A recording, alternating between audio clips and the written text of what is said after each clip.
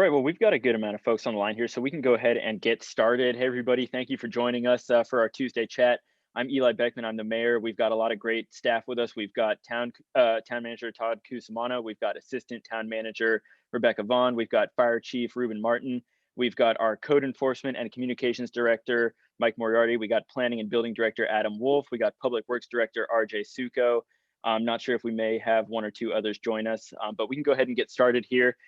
I don't think I have too much in the way of an update other than that the big thing going on in town right now is that our vice mayor, David Kuhnhart, is stepping down. So we're sad to lose him, but he and his family are moving to Maine. So that's a pretty exciting next chapter in their life there. I think we're all happy for them.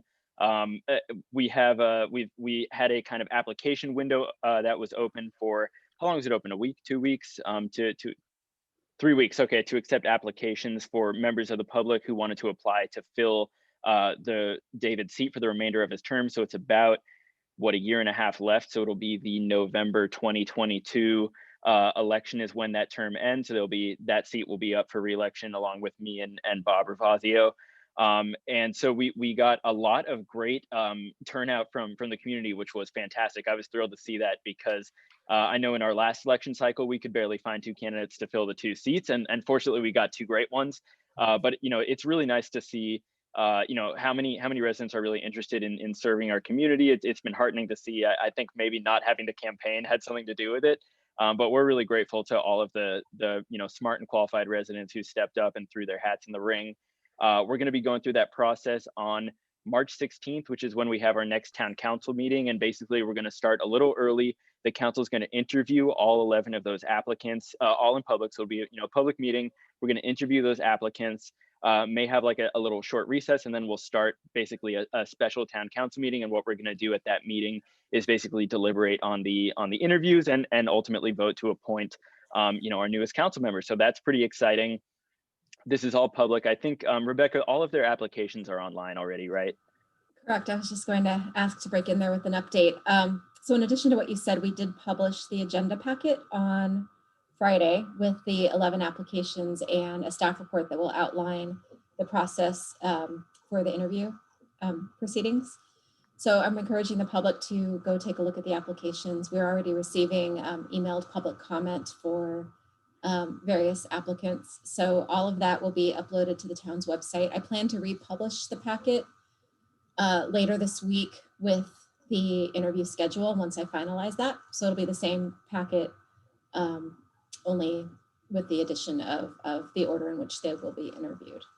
So, and a link to the public comment that we receive, and that link will be continually updated with public comment as it's received. Perfect. That is great. Thank you. So yeah, long story short, we've got all 11 applications are online. Personal information has been redacted, but you can, any members of the public who are curious, want to know, kind of follow along the process and learn more about the folks who have applied to fill the seat and join the town council. The information's all up there, so you can go ahead and read their applications.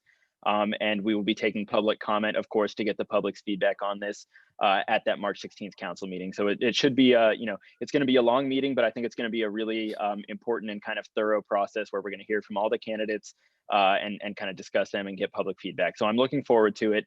I think that is, really the only big thing that I had to update folks on. I know our department heads probably have some updates themselves. So who would like to start us off here? Any staff updates?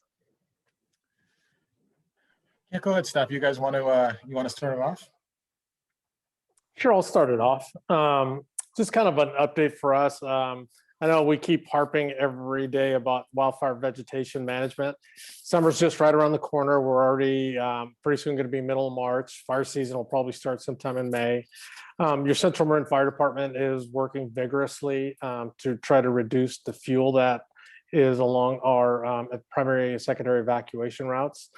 We've just launched a page within our website that if you're interested to see what projects are currently going on with Central Marin, you can go on to centralmarinfire.org, and it's under hazard mitigation.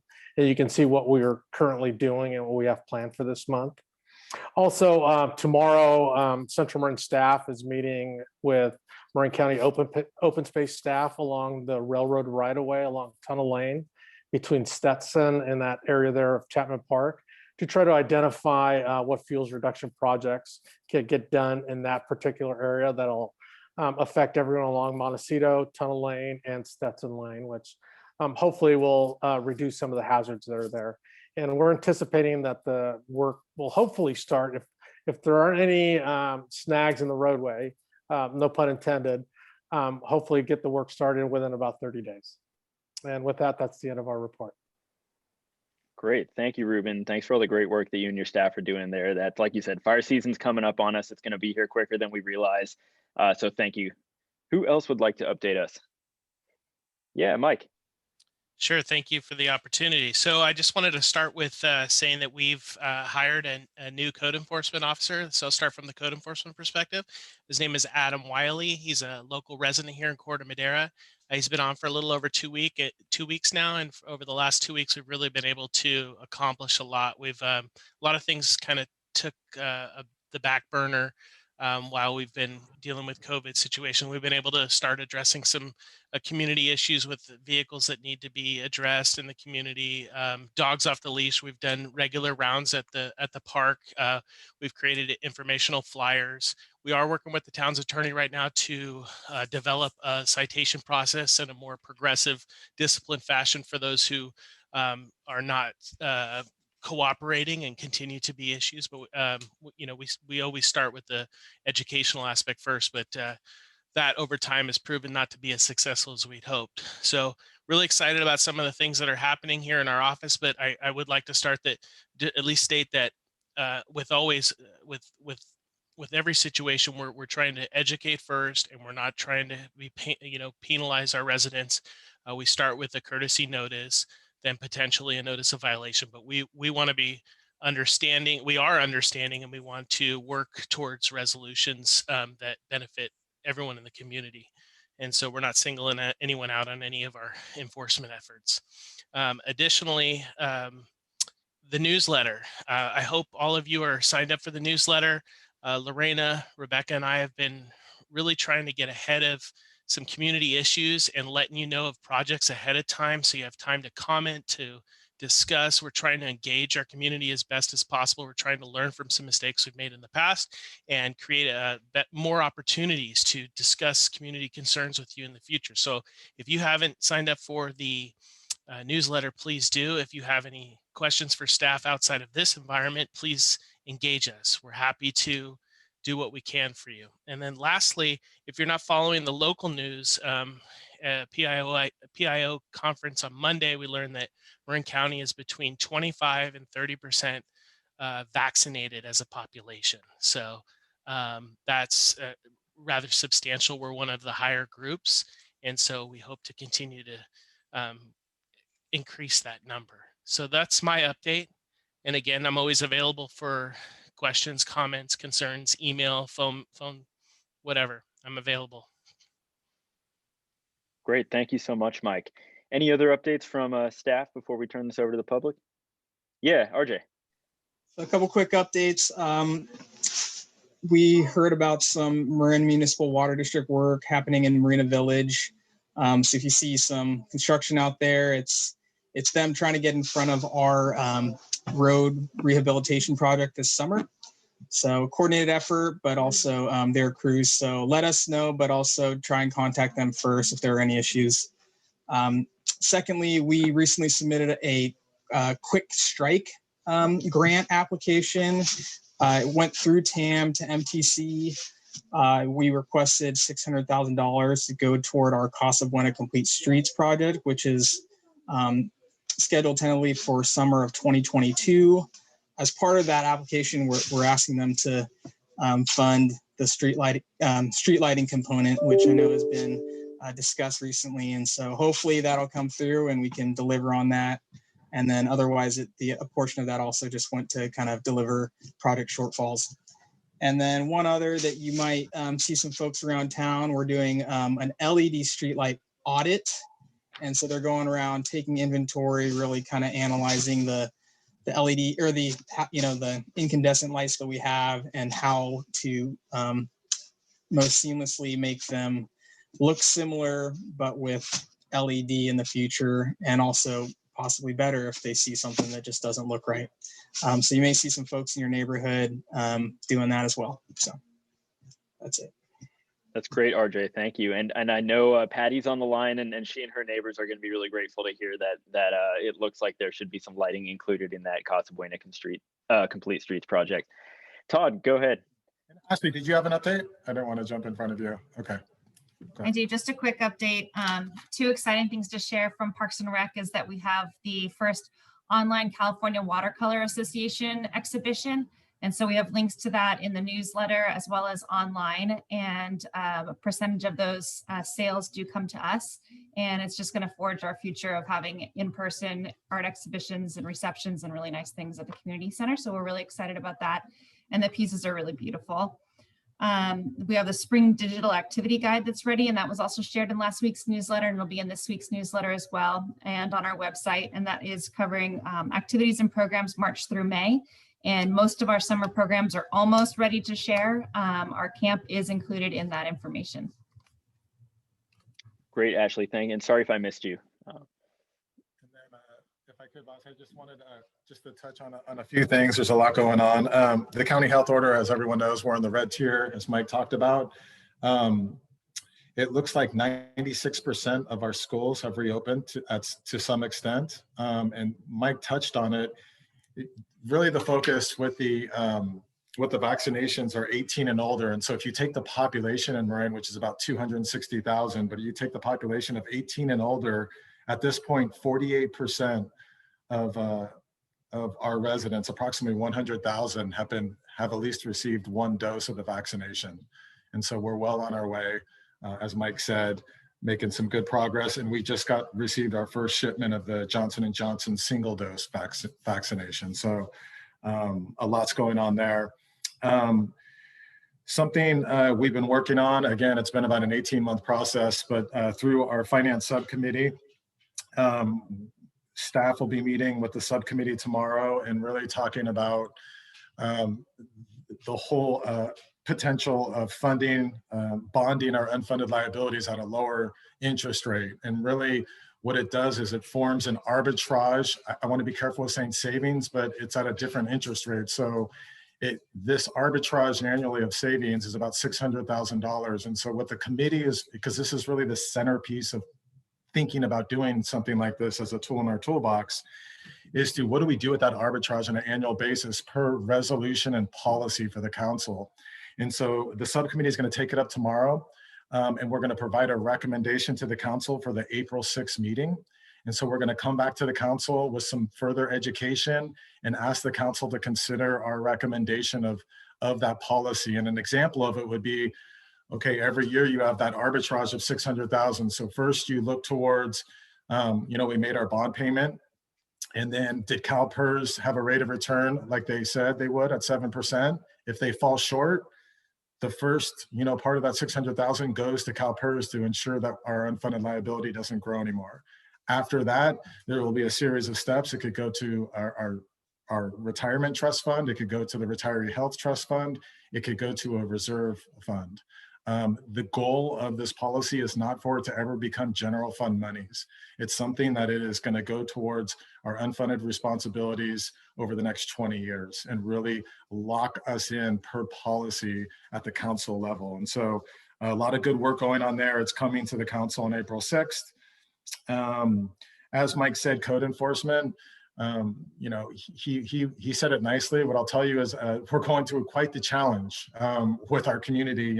It goes back to like the vegetation management where we really hadn't done anything for a decade plus. And when you really start to then engage, get the right ordinance in place, and you start to educate it and enforce it, it's tough. We're finding the same thing at the municipal code level. So we're in the process of updating some of our municipal codes, but also building the administrative process behind it.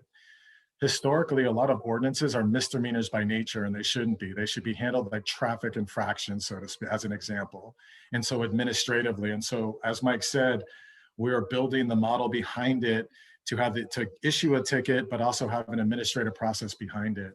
And we're going to actually streamline it similar and model Larkspur. So Corte Madera and Larkspur will have the same administrative process where hopefully we can share our code enforcement moving forward, but we can also help one another as we evaluate and don't have conflict on the administrative process. And so we're going to share those possibilities amongst both jurisdictions. The building department is going through a pretty major overhaul. Adam has been taking the lead on that. We have a new, the council recently approved a contract for Thomas Ahrens to come in and help us as our new building official on a contract basis through the year as we recruit for a full-time building official, but also see if there's opportunities to share that service and to rebuild our building department and services. And so it's quite the task. It's a big project. And so that we are undergoing that. So members of our public, look for some changes there. The climate adaptation plan, as we promised, our staff is working diligently to get that draft revised plan to the community. We hope to have that in the coming weeks. When we do release that, we will make sure that we personally contact everyone that has provided public comment to this point, but also the entire community. And Mike Moriarty is going to help us with that. We'll allow a 10 to 14 day comment period. Based on those comments, we'll make any changes if we feel necessary, but also highlight those comments for the council. And our intent is to take that draft plan after the comment period back to council on April 20th. And what we want to do is we want to approve all the good things that we have and all the good work we've done over the last 18 months, reset, bring in the right team, get approval from council, and then re-engage the community on the on the remaining work that we need to work on. Part of that too is there's an undergrounding studies that's been discussed. RJ is helping me work with Harrison Associates to get that evaluation of what it would take and look like to underground those high-risk fire areas in our community, and also basically all the neighborhoods within the WUI on the hillside, but also looking at evacuation routes and specific option projects that we may want to consider as well. And so that hopefully we can get that approved in the next 30 days and get that work started. It's a 3 to 6 month process. The other thing is we staff, RJ and Adam and the team have been working on bringing the town hall remodel project back to council. There was some public comment at our last meeting and council direction to bring back an option for consideration instead of looking at just remodeling the existing building, of starting over. So basically knocking it down and rebuilding it. What would that look like in cost and design as well? And so that work has been complete. Our plan is to take that to council potentially the first week of May. And then we'll also have a funding option for council to consider as well. And so a lot of work going on there. The Town Park Plaza project, Luis Brown on our Park and Rec Commission has been working with staff, and some good work's going on there. With our current infrastructure that we built out in the plaza, we're adding a retractable awning. It's about a $28,000 cost. And so we're moving forward with that, to help so our community can use that during inclement weather. And so we think that's an important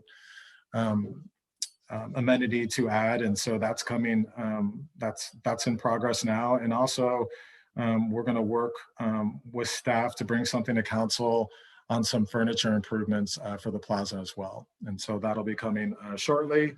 RJ touched on the grants, our budget, some good news on the federal stimulus package. The House will hopefully bless what the Senate did on Wednesday. We fully anticipate that. And then the president theoretically would sign that Wednesday night or Thursday morning. What it means for us, as soon as that's signed in the next 30 to 60 days, not only helps our community, our business community, but it also helps the town. There's approximately $1.8 million in funding that'll help, that'll come straight to the town. And so that's a big one for us moving forward. And then on the Central Marin Fire Authority side, the chief met with Eric Glass and Associates. They were the architects on the police facility project years ago. They also helped Larkspur with their 2050 plan on doing a needs assessment for their city. We asked him to give us an estimate on what it would take to do a needs assessment for the Central Marin fire buildings. We have 4 of them, 2 firehouses in Larkspur and 2 in Corte Madera, to really give us an assessment of what it would take, to have our, to help us with our operation moving forward for the next 50+ years. And so that'll be going to the Fire Authority board as an update at their next meeting.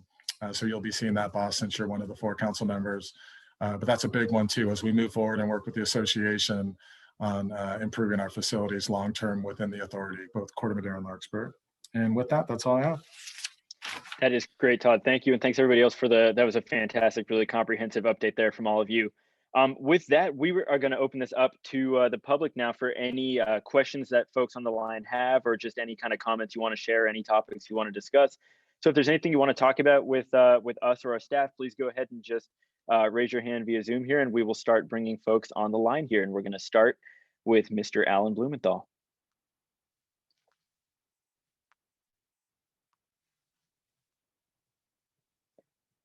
And Alan, you should be able to unmute yourself whenever you're ready, and you can just go ahead. Hello. I want to go back to the very impressive report that you're working on for flood control in Corte Madera. In that proposal that I read a while back, you had mentioned that there was a zone called Madeira del Presidio Granada, and that was relatively low priority compared to some of the other issues that you had. But I wonder, and I know there are no answers to this, but I wonder what you're thinking about for that zone. And I should preface that with another question, actually. Is Meadow Creek Station part of that zone? Does this make any sense to anyone? I can speak to it a little bit.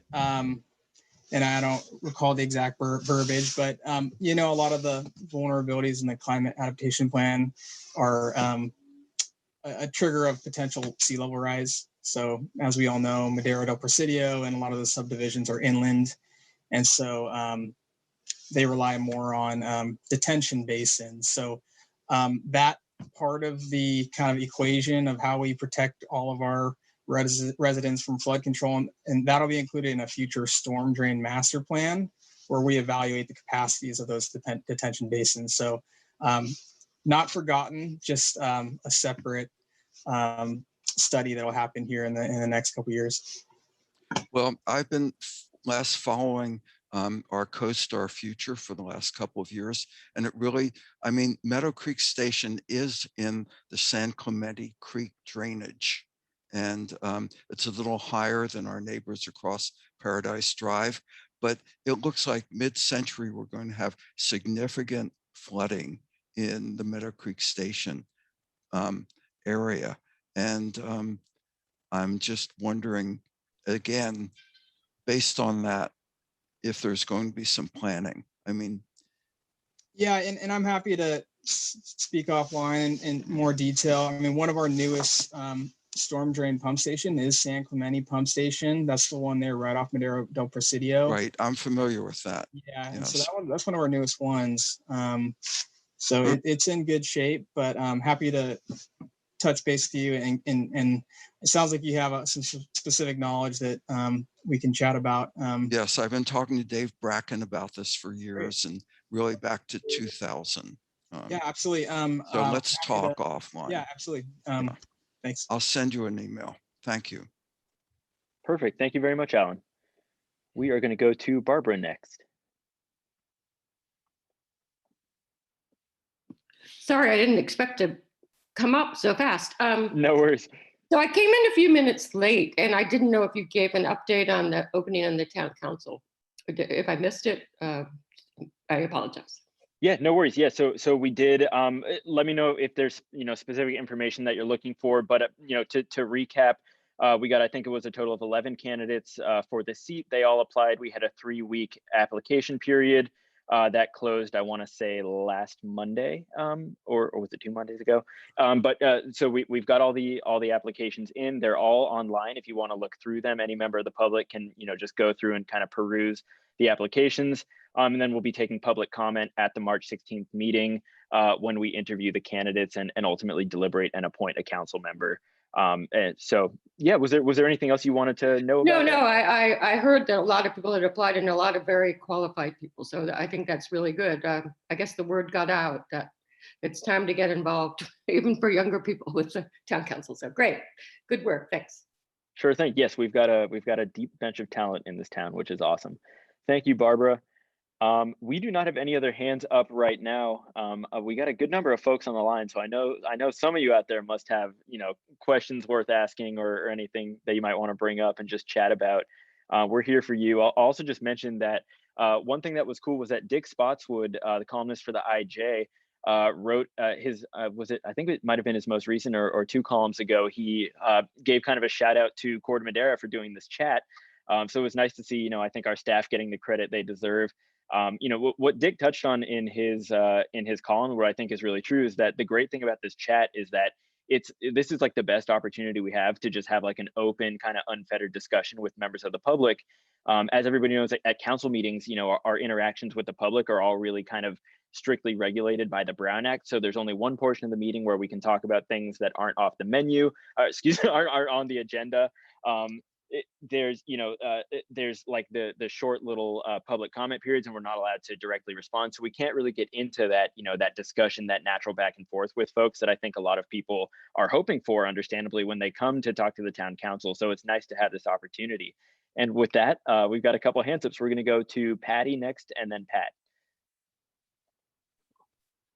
Thank you. And of course, I'm delighted to hear about the improvements for Casa Buena coming next year. I just have to stay alive one more year to see this through. My question, I think, is for Ruben, and that is, I don't know, I've attended so many of the wildfire discussions. It seemed to me that I heard the real problem where undergrounding should take place is not in the neighborhoods, it's where the big boys are that carry the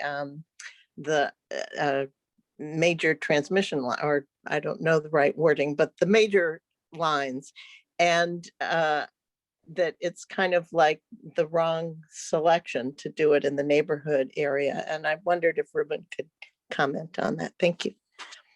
Yeah, thank you, Patty. Yeah, during our last discussion that we had regarding undergrounding, Todd Lando gave a presentation and gave some statistics that most of fires that are started by PG&E that end up becoming large fires usually start off by failures within their transmission lines, or wind causing the transmission lines to hit together and sparking, and not so much within your distribution lines, which are usually located within neighborhoods. However, with the study that we're going to have done later on, as Todd Casimano mentioned, we'll be able to identify where those issues are and whether undergrounding would be feasible. Traditionally, they don't usually come down and start a major conflagration if a power line goes down within a built-out community. It's usually somewhere out in the open space. Add to that.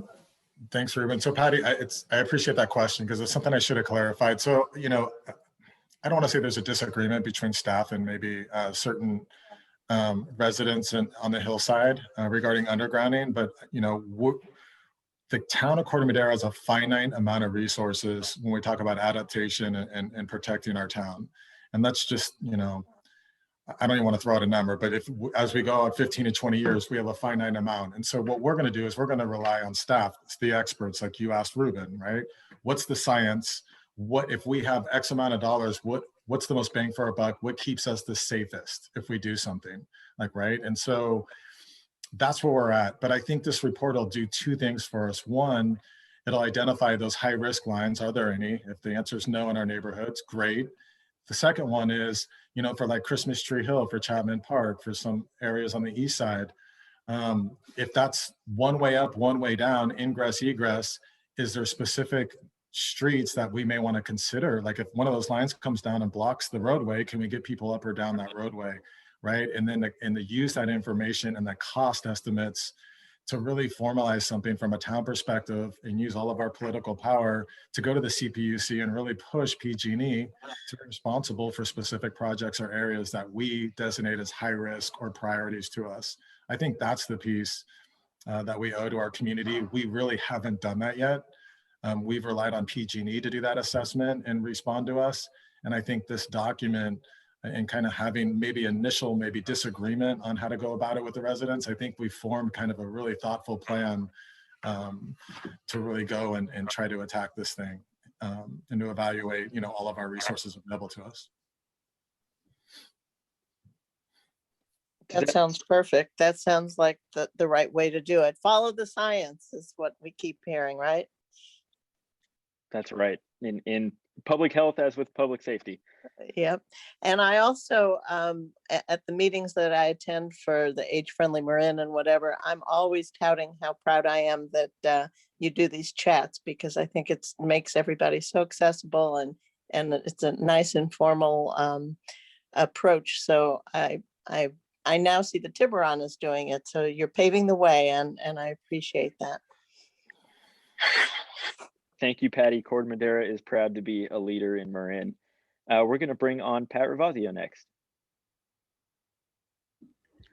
Hi, guys. I don't usually perk up and talk during these community chats, but I just want to say I have been paying attention to what's going on in this town for over 30 years now, and I have never been as proud of our town as I am right now. You guys are doing an amazing job. Town Park Plaza, Todd, thank you so much for your support of that. I think a lot of the people who go there don't realize that they actually own a little share of that space, since it is publicly owned, and that the cafe itself is also owned by the community. So thank you for all your support of that. And Parks and Rec is doing a great job. Public Works, your new Redwood bike trail is phenomenal. I see so many more people enjoying riding their bikes now. And the pop-up dog park, you guys have done a great job, especially during COVID. And what I want to ask Todd is, what are we going to do with that $1.8 million? And how much more money is there to do really fun things in town, like community gardens and more dog parks? And our dog park's so popular, I think maybe a new dog park would be maybe a little sliver of that pie, maybe. Yeah, it's a good question. I mean, it'll be for the council to decide. We have, as you can tell from our staff, and you mentioned a lot of those projects, we have a pretty aggressive work plan. And so, we're attacking it, and we have big multi-million-dollar projects moving forward. There's a number of them over the next 18 to 36 months. And so it'll be for council to consider. A portion of that, the recommendation of staff, will be that council puts some of that back into certain funds where we've really thrown a lot of assistance at the community. We've seen some losses. We're also landlords, and so we've helped those smaller businesses within the shopping center over at Park Madera Center to stay afloat. And so there, we would ask the council to consider replenishing some of those funds. But ultimately, that money will be available for council to consider moving forward. I would assume it would probably go to projects. Coming up, as we've protected our reserve funds over the past 18 months. We've not used $1 of our reserves, but the town has lost approximately $3.2 million in revenues during this period of time, which, if anyone's keeping note, is the worst economic downturn of losses that this town's ever sustained in the history of it. So, and yet you guys are absolutely thriving with epic proportions here. It's just, to me, amazing how much you're doing despite all the odds against you. But just one question on that: is there a place where I can look at all of the projects, all of the big, you said the multi-million-dollar, I know the town hall project. Is there a place where there's sort of a master plan, or is it just all in your head? Yeah, so we have a capital improvement project list. It's in our budget. So if you go to the budget, it's on the website, and it's towards the middle, towards the end of that budget. I don't know the exact page number, but it's in the hundreds, maybe 101. You'll see our 2020 and our 2020-21 work plan. So you'll be able to see those projects on there. And then as we start to prepare for this upcoming budget cycle in May, that will be the time for all of our boards and commissions and our residents to really provide feedback to the council on some of the things that they would like. And there's also a document where we kind of looked out 3 years, and one of those, just a number of projects that are really important to us, like our focus, not to speak for RJ or our mayor, but we've heard like, hey, Paradise Drive is a big issue. They want to see some improvements there, both on the roadways and safety improvements, and Casa Buena. Those are the two that really, at this point, RJ's done a great job on Tamalpais, Tamil Vista, Redwood Highway. And so they're on their way. And so those are the two that we really recognize that are important. And, those are multi-million-dollar projects. Excellent work. Thank you so much. Thank you, all of you. Really great work. Thanks, Pat. Great. Thank you, Pat. We're going to go to Phil. Oh, go ahead, RJ. I was just going to say the portion of Paradise Drive is this summer, both the sidewalk widening and the paving in front of Nugget. Beautiful. Thank you. So we're going to go to, oh yeah, Rebecca. Thank you, Rebecca. I just wanted to clarify with Todd. Todd, if you meant the capital improvement program, the approved capital improvement program, there's a separate link to that on the finance department's webpage, right under the fiscal year budget. So it's separated out. And if that's what you were referring to, there's a direct link right to that document. Beautiful. Thank you. All right. So now we're going to go to Phyllis Galanis, followed by Barbara again.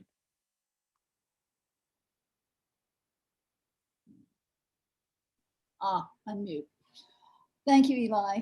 I have two parts. One, RJ, I've been wanting to call you for a while just to thank you all for the poppies that are along San Clemente.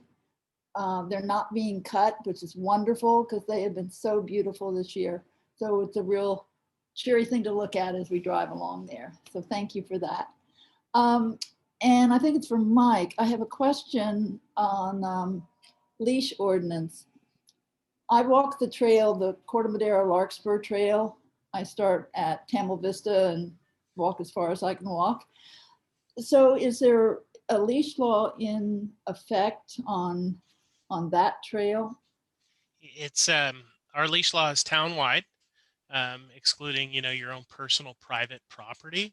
So if we observe visitors with their dogs off the leash, right now we are engaging them, coming out, talk with them, identifying ourselves, telling our residents, advising them of the ordinance, advising them of the law, requesting compliance. We're providing them an informational flyer right now, trying to take the time to get to know them. So when we see them again, there's some level of accountability. The last thing I really want to do is write anyone a citation. I mean, I really have no desire to do that. And I respectfully request, our park goers, our trail goers for compliance. And I think really there's some level of accountability when you engage someone, have that conversation, communicate your expectations, and then if there's a subsequent violation, then so be it, and we'll deal with it at that time. And I'm not sure if you logged on later, but we are working on a more progressive discipline situation here in town, and we're getting close. But until then, we're providing stern warnings, and if something rises to the next level, we'll use Central Marin Police Authority to issue a citation. Oh, and how about our mask mandate? We had been mandated to wear one throughout the town, no matter where we are, in a store, or outside, walking, whatever. Is that still in effect townwide? My understanding is there hasn't been a change in that. And Ruben, perhaps you can jump in on this, but we were talking with this last week with Ashley. We received another series of complaints at Town Park with park goers not wearing masks. So it's my understanding that masks are still required to be worn until we have a significant higher level of vaccination within our community. I will tell you though, in general, I'm seeing significant level of compliance. I mean, if you look around town, supermarkets, parking lots, I mean, there's, people get out of their cars, they briefly put their, they walk a couple steps, and there's a level of accountability there. People see each other and go, I mean, there's not a lot of handshaking and hugging in the community. It's just, we're getting there though. But yeah, to answer your question, it still is required. Did I miss anything, Ruben or Ashley, that you want to add on that? No, I think you've hit the nail right on the head on that one. Social distancing is still required, masking is still required. Even though we're getting more and more people in the community vaccinated, we still have to remember not everyone is vaccinated. And even though you may be vaccinated, you can maybe get something and get a small portion of the virus and then bring it back to either a family member or someone within your closer knit community that could potentially get it as well. Okay, masks are still required under the most updated sport guidance that came out and was effective on the 5th of this month. I'm sorry, Ashley, I didn't get to hear what you said. Oh, sure. The masks requirement, wearing masks during any kind of organized sports, so youth or adults, is still required, and that was still updated in the last version that came out and effective March 5th. I think tennis might be the only one that they can take their masks off during tennis play, but anything that you see on the field, everyone should be wearing masks. Well, thank you all for that. I do see a lot of people wearing masks along the trail, more are than aren't. So, and they do, if they don't have it on, when they see someone coming, they pull it up. So there's certainly an awareness. And I just wanted to find out if there'd been any change since we were getting more and more people vaccinated. But thank you all, Eli. Thank you, Todd, for having this chat. This is just great. Thank you. You're very welcome. And I don't want to split hairs, but if I do recall, and anyone correct me if I'm wrong, but I'm pretty sure when you're outdoors, I think masks are required if you're within 6 feet of another person, right? And I think if there's nobody within 6 feet of you, you don't have to be wearing your mask, but you have to have it with you in public at all times. So I believe that that's what the kind of finer print of it is. And we are going to go to Barbara Solomon next.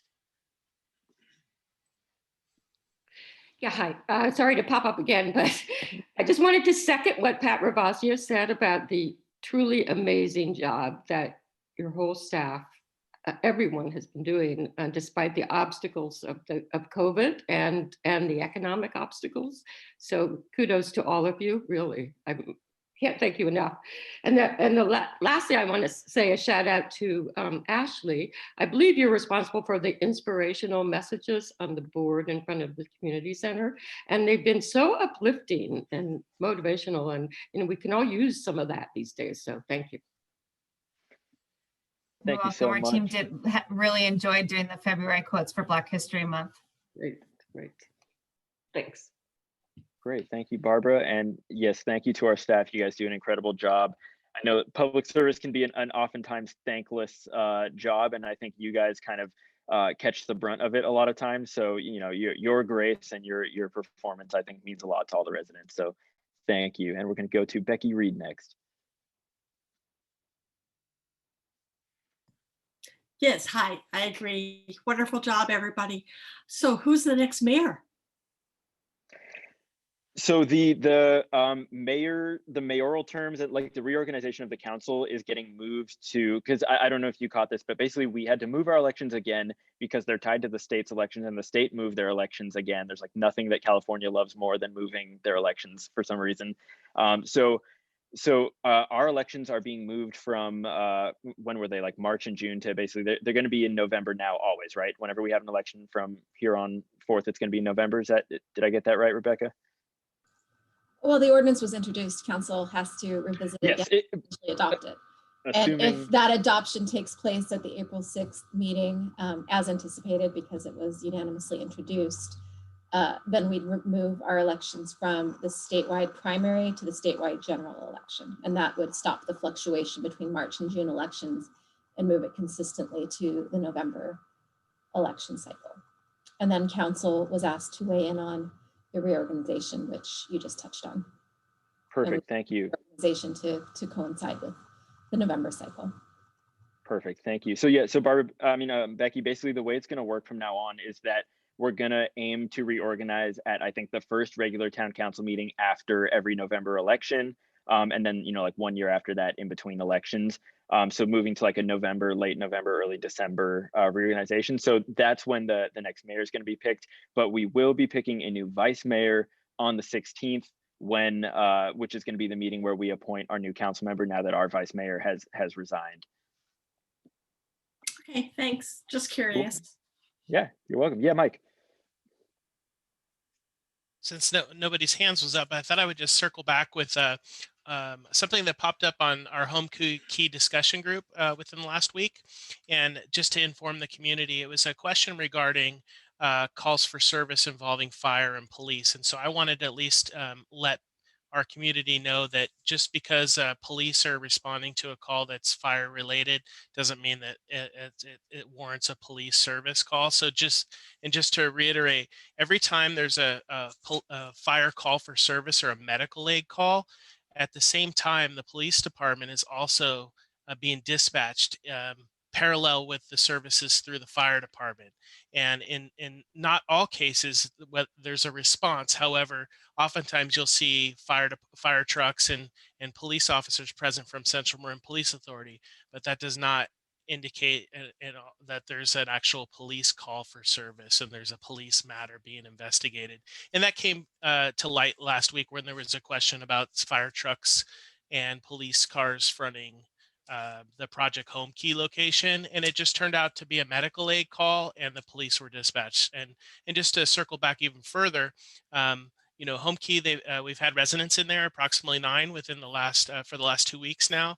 And as of last inquiry, there have been no police calls for service there, and the calls for service have been medical in nature, and we haven't had any substantial complaints or concerns from the inception. Some minor issues that I'm working with their management, but it's off to a relatively fresh start with no issues. That's great, Mike. Thanks so much. We're going to go to Lucinda next, but I just wanted to say, since you brought that up, another example of that is we had, I think 2 or 3 weeks ago now, there was a small fire at the village at Boca. And I happened upon the scene just by chance, basically. And there was, the fire department there. We had actually a lot of local fire departments there helping out. But then also, of course, our fantastic Central Marin Police were there, just doing traffic control and that sort of thing. So I think another example of kind of what you're describing there, Mike. And with that, we will go to Lucinda.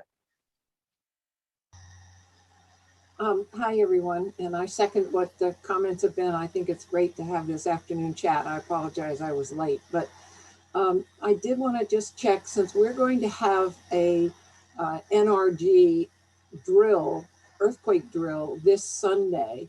I was just wondering, with regard to the Home Key project, if they will have one, who will be handling it? Will they be taken care of? And if so, if not, what do we do about it? That's a good question. Ruben, you want to go ahead Sure. and answer that? Yeah. So since Project Home Key is fairly new residential facility within our community, I don't think they've been approached by any of the local NRG groups. So I don't think they've gotten to that point yet. However, every motel, hotel, and multifamily residential property, it has to have an emergency plan. So basically, if there's an earthquake, fire, whatever, they're supposed to have a plan on site to assist the residents. However, thank you for bringing up the NRG. I will coordinate that with Rachel Kurtz, our NRG coordinator, and reach out to her, see if she's got some information that she can pass along to our Project Home Key. Thank you. Not just wondering, that's all. I want to make sure they're taken care of now that they're part of us. No, exactly. Me too. It's it's a great reminder for me, and I'll shoot Rachel an email real quick just so she can is aware that we've got new residents within our community. Thank you. Great. Thank you so much, Lucinda. Fantastic question. We do not have any other hands up right now. We've got about 10 minutes left here, so we can, if nobody's got any questions and there's no other staff updates, happy to let everyone go early and we can all get back to our Tuesdays. But I just wanted to make sure last call here, if anybody's on the line has anything else that they want to chat about, we are more than happy to get into any topic. And we got a hand up from Susie, so we will bring her on.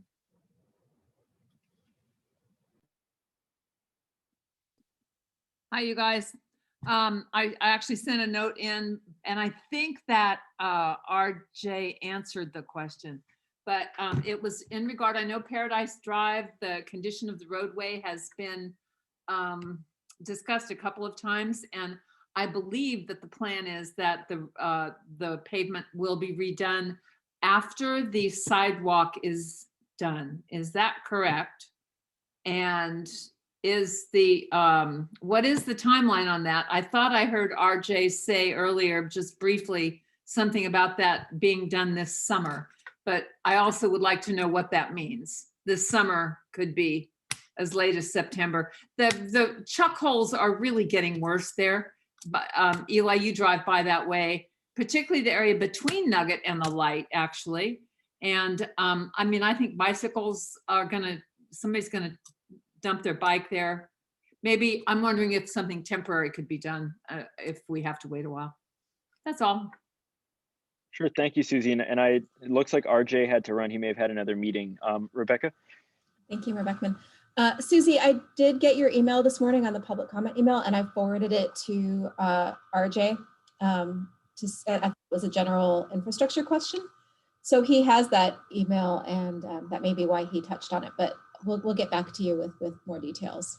That's great. Thank you. Great. Thank you, Susie. And we're going to go to Lucinda. Just a quick question for Adam. There's a house being built, or quote, remodeled, on Sunnyside, on Sausalito, I believe right there at Sunnyside intersection. It has been being built for a very long time. What is the status with regard to the permit, the progress of this ongoing project? Hi, Lucinda. Yeah, sure. It is one of those projects that certainly started off as sort of an owner builder, which typically can take a little bit longer. And then, unfortunately, the owner, I don't want to say too much, but he actually passed away during the construction of the project. So that obviously had significant impact on the project schedule, but the family has picked up where the owner of the property left off, and they've committed to finishing it, but it obviously requires bringing in new folks to help them do that. So it's actually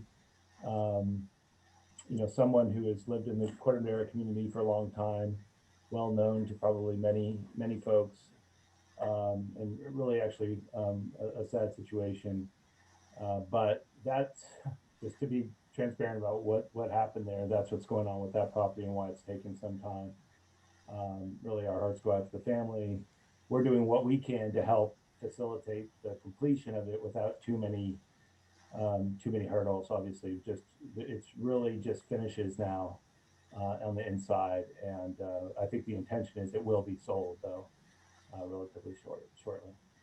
Thank you very much. It's just been so long, one has to wonder. Yeah, just to add to that too, I did stop in there last weekend, talk to the workers. They are working. They're doing the final touches like Adam talked about, and they said sometime within the next month. So I'm not going to hold them to that, but just the fact that they're actually working under the conditions that Adam discussed, is a positive thing. And I know that there's a motivation to complete that residential project and move on. So we all want to see that project completed and someone moved into that location. Thank you very much.